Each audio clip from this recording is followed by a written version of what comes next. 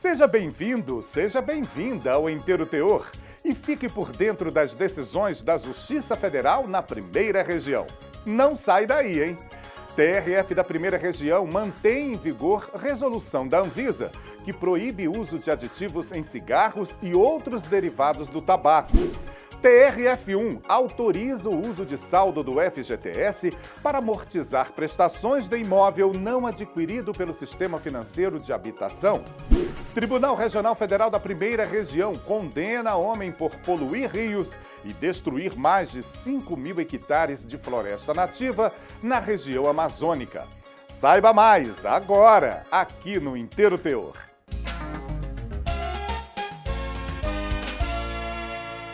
Segundo a Organização Mundial da Saúde, só no século XX o tabagismo matou cerca de 100 milhões de pessoas.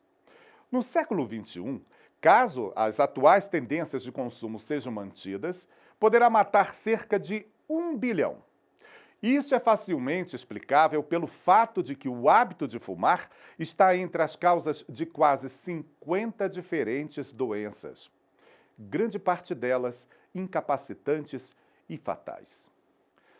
Mesmo assim, os fabricantes de cigarros ainda tentam usar aditivos para potencializar os efeitos da nicotina, tornar o sabor mais apelativo para os jovens e mascarar o sabor e o desconforto imediato da fumaça. Por isso, quando a Anvisa proibiu o uso, eles tentaram reverter a proibição na justiça.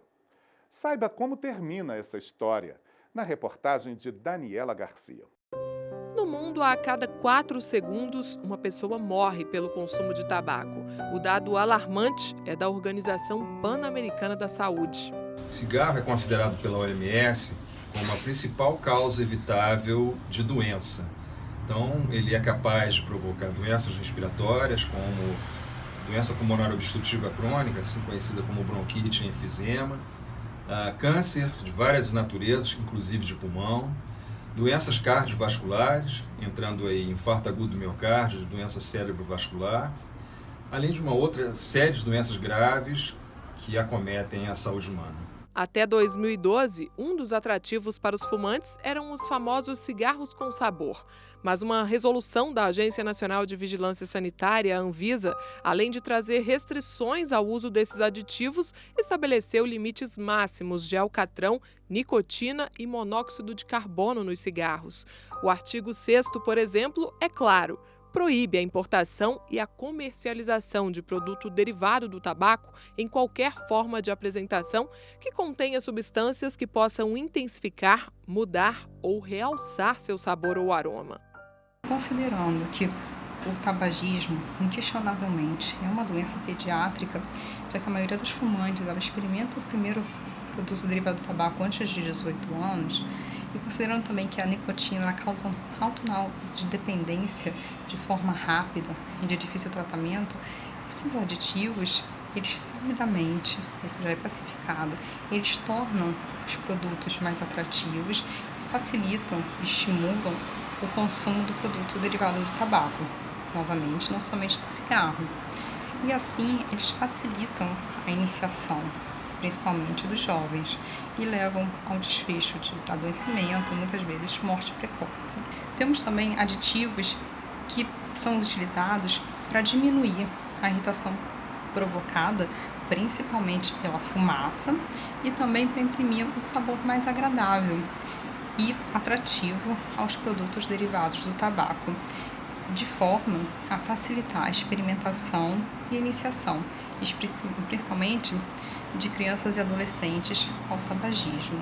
Este pneumologista considera a restrição de aditivos importante e esclarece os motivos. O aditivo ele entra aí para ajudar a pessoa, quer dizer, para incentivar a pessoa a consumir cigarro. Alcatrão e monóxido de carbono são 2 dos elementos do cigarro mais nocivos à saúde humana. E a nicotina vicia a pessoa. É o que faz com que a pessoa tenha um uso duradouro do cigarro. a resolução da Anvisa foi questionada inúmeras vezes. Fabricantes de cigarros e a Confederação Nacional da Indústria entraram com ações judiciais tentando reverter a proibição. A Associação de Controle do Tabagismo, Promoção da Saúde e dos Direitos Humanos participou em diversas delas, como explica a diretora jurídica da organização não governamental, Adriana Carvalho. A nossa atuação na justiça, nos casos dos aditivos, começou em 2012, na ação direta de inconstitucionalidade proposta pela Confederação Nacional da Indústria contra essa norma da Anvisa, e nós atuamos como amicus curiae nesse processo. Contribuímos com informações qualificadas, evidências científicas, para mostrar que a Anvisa agiu dentro da sua competência na defesa da saúde pública ao editar a norma. Em 2018, o Supremo Tribunal Federal reafirmou a constitucionalidade da atuação da autarquia na regulação do tema. Foi a primeira vez que o STF julgou uma política pública de controle do tabagismo e com essa vitória o tribunal se alinha a diversas Supremas Cortes e de outros países, como do Reino Unido, Austrália e Uruguai, validando uma política de controle do tabagismo. Então o STF reconhece que a norma é constitucional, mas não deu efeito vinculante. E aí com isso abriu a possibilidade desse debate acontecer na justiça ordinária. Por isso, o assunto voltou ao debate e recentemente um caso foi julgado pelo Tribunal Regional Federal da Primeira Região. Uma fabricante de cigarros apelou ao TRF1 depois que a primeira instância da Justiça Federal no DF negou seus pedidos para que 3 artigos da resolução da Anvisa fossem declarados ilegais. A empresa queria continuar importando e comercializando os produtos sem as restrições contidas na norma. Afirmou ainda que a Anvisa extrapolou os limites do seu poder regulatório e que a discussão no STF ainda não pacificou o tema. Mas, ao analisar o caso, a 5ª turma do tribunal não aceitou os argumentos. Ressaltou que o Supremo já decidiu pela restrição de aditivos, considerando que o uso dessas substâncias leva ao aumento no consumo do tabaco, o que significa mais riscos à saúde pública e afronta ao princípio da vulnerabilidade do consumidor. O colegiado destacou ainda que a resolução visa proteger a saúde da população e o meio ambiente. E veja a seguir, TRF1 autoriza o uso de saldo do FGTS para amortizar prestações de imóvel não adquirido pelo Sistema Financeiro de Habitação. TRF da Primeira Região condena homem por poluir rios e destruir mais de 5.000 hectares de floresta nativa na região amazônica. É já aqui no Inteiro Teor.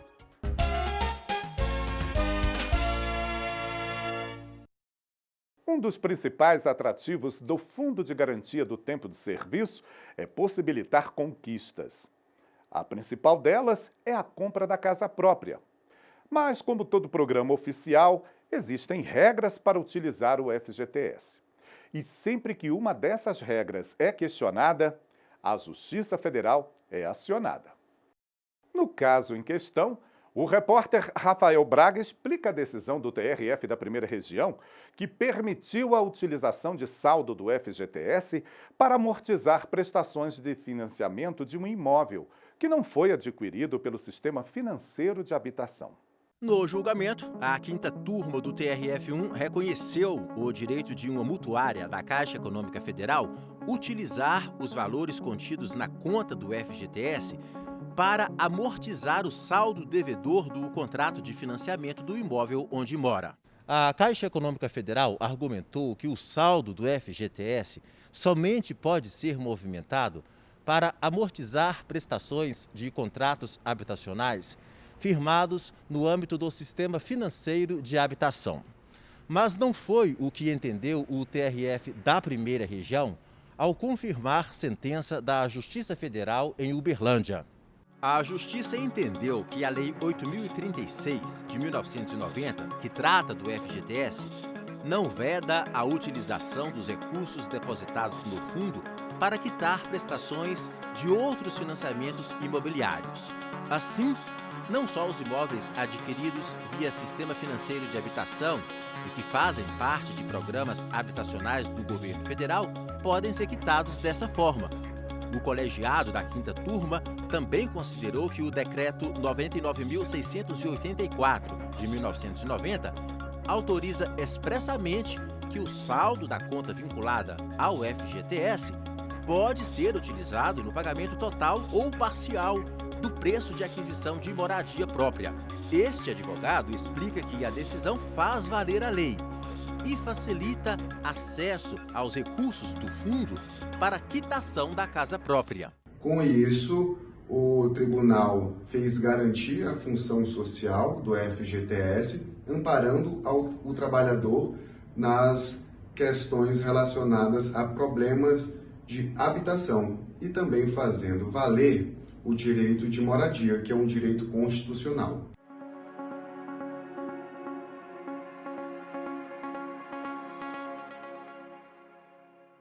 A Amazônia é o maior bioma brasileiro. Além do vasto território, impressiona pela biodiversidade. Cerca de 2.500 espécies de árvores e de 30.000 espécies de plantas. E a maior ameaça a esse verdadeiro bioma gigante são as queimadas, muitas vezes motivadas pelo desmatamento ilegal, um crime que deve ser combatido e os culpados devidamente punidos. O Tribunal Regional Federal da Primeira Região condenou um homem por poluir rios e destruir mais de 5.000 hectares de floresta nativa na região amazônica. Daniela Garcia dá mais detalhes. A terceira turma do Tribunal Regional Federal da Primeira Região atendeu ao pedido do Instituto Brasileiro do Meio Ambiente e dos Recursos Naturais, o IBAMA, e do Ministério Público Federal e condenou um homem a recuperar uma área destruída de floresta nativa na região amazônica e ainda a pagar R$1 milhão por dano moral coletivo.